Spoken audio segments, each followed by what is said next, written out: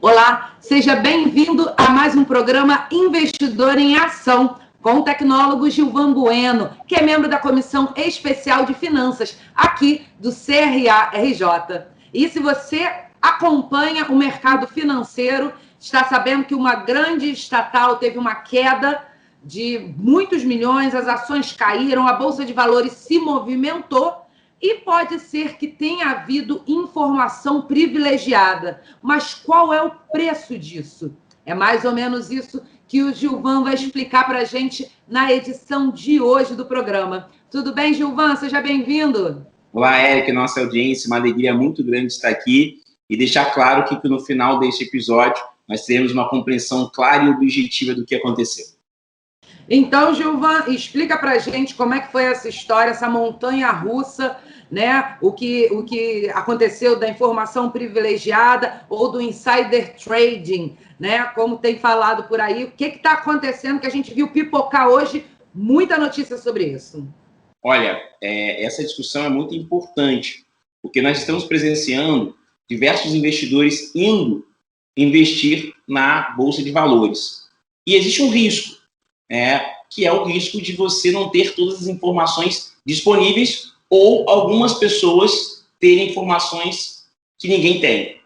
Imagine, Érica, se nós tivéssemos a oportunidade de saber quais ações iriam cair ou subir amanhã e os outros investidores não soubessem e isso nos trouxesse algumas vantagens. Então, o que é o insider trading, na sua contextualização, é alguém ter uma informação que ninguém possui e ele toma usufruto disso, prejudicando outros investidores.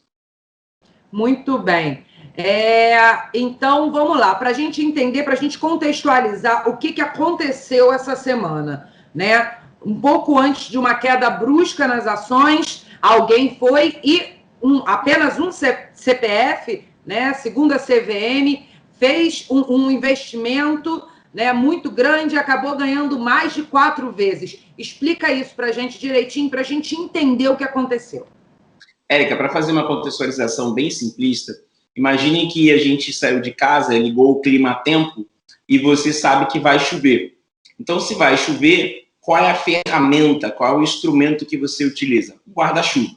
Então, você utiliza ali um guarda-chuva e quando chove, você abre isso aqui e você está preparado.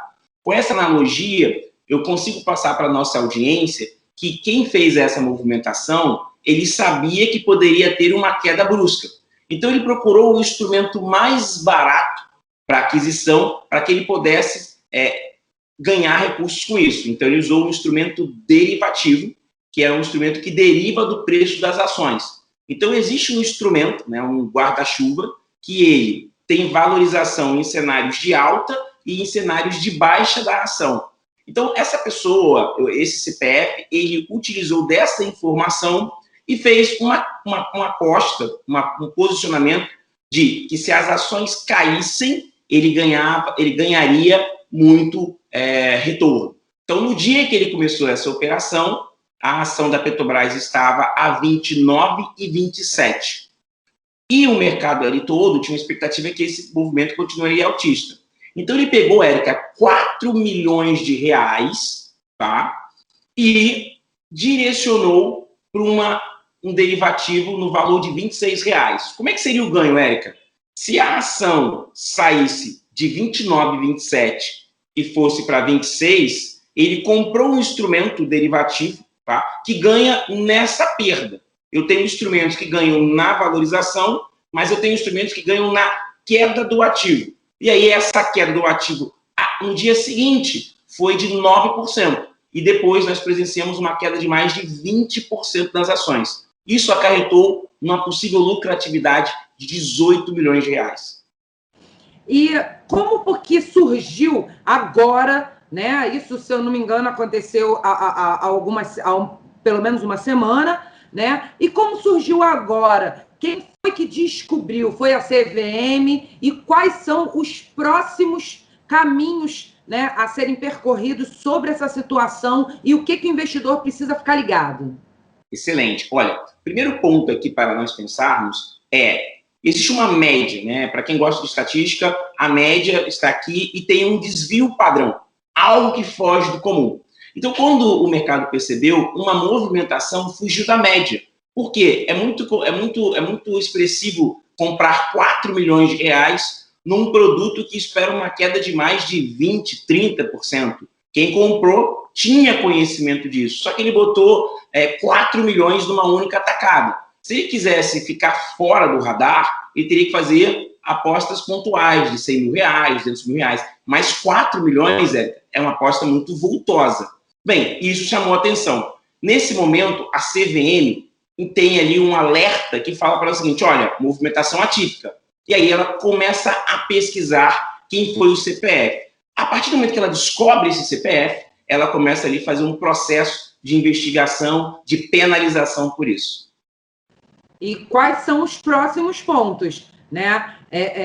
O mercado vai responder a isso? Como é que o mercado normalmente se comporta nessas questões? Porque a gente estudando esse assunto, que antes da entrevista a gente estuda, né?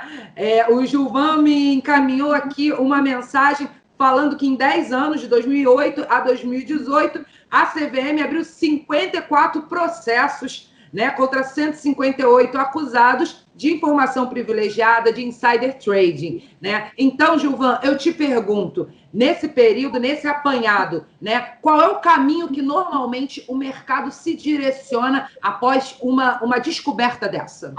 Olha, excelente pergunta, Érica, porque é a oportunidade de nós mostrarmos que tem os majoritários e os minoritários. Os majoritários são os que têm a grande posição de ações. Os minoritários são os que têm pequenas posições. O que está acontecendo agora é os minoritários enviando processos contra a Petrobras e os majoritários também.